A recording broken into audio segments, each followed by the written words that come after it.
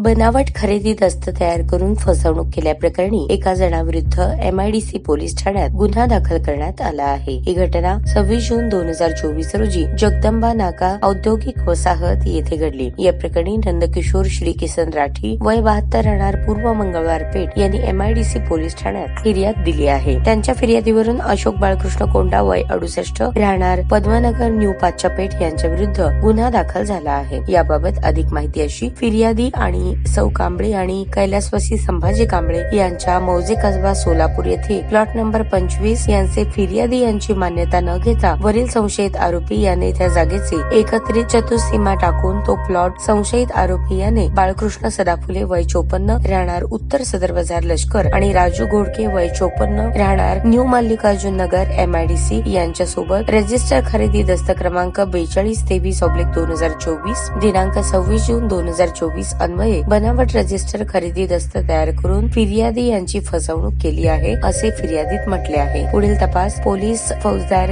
गाडफे हे करत आहेत। ताज्या बातम्या पाहण्यासाठी प्राईम महाराष्ट्र न्यूज चॅनलला सबस्क्राईब करा।